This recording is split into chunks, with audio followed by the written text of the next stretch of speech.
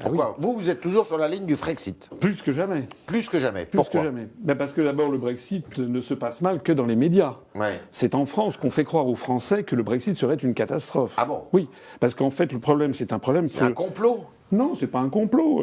Non, les complots, je laisse ça à M. Macron, puisque M. Macron a rappelé, vous savez, qu'il avait dit que les Gilets jaunes, c'était Trump, ça c'était la team Macron, puis après lui-même, il a dit que c'était Poutine. Sur le Brexit, et puis après, alors. Mme Schiappa a dit que c'était les Italiens. Donc ça, les complots, je laisse ça à M. Macron. La sortie sèche, comme vous dites, vous savez à qui ça fait peur? À qui? À la France et aux Européens. Et pourquoi? Parce que ça va nous coûter à nous.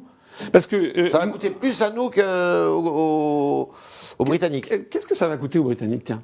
Non, mais je vous pose la question. Moi, je suis pas là pour donner les réponses. Alors moi, je vais vous dire quelque chose. Sur la télévision française, sur les radios, il n'y a jamais eu une seule émission de fond où on explique aux Français quels sont les inconvénients et les avantages pour les Britanniques, quels sont les inconvénients et les avantages pour la France. J'ai entendu Macron qui avait dit à Bourtehoud, le village en Normandie, il avait dit devant les maires ruraux, vous vous rendez compte, le Brexit, 70% des produits qui sont vendus dans les supermarchés au Royaume-Uni viennent du continent. Est-ce que vous vous rendez compte?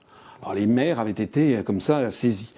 Premièrement, c'était une fake news. Macron est spécialiste des fake news. Et c'est pas 70%, c'est 30%. Mais moi, j'aurais été là, j'aurais dit, et alors?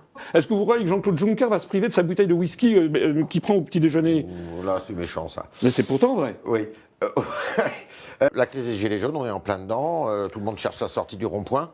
C'est quoi la sortie? Je pense qu'on est devant un phénomène qui va durer, parce que M. Macron ne peut pas... Vous êtes assez populaire chez les Gilets jaunes, hein, de plus en plus, oui. Ouais. De plus en plus. De plus en plus. Mais oui, pourquoi? Parce que les Gilets jaunes, ils ont compris un truc.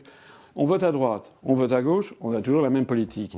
Ils ont commencé à en avoir assez, d'autant plus que le niveau de vie ne cesse de s'effondrer. Comme M. Étienne Chouard qui Comme Étienne Chouard. Mais vous savez, il y a... il ne sera pas candidat, lui. Non, je lui ai proposé, il ne souhaite pas être candidat, mais il a annoncé qu'il voterait pour moi et qu'il appelait à voter pour moi. Et vous il est assez proche d'Alain Soral, lui. Pourquoi vous dites ça? C'est encore une calomnie, c'est pas vrai. C'est absolument faux. C'est comme si vous disiez... Est-ce que vous l'avez déjà interviewé, Étienne Chouard? Non, jamais. Bon, bah là.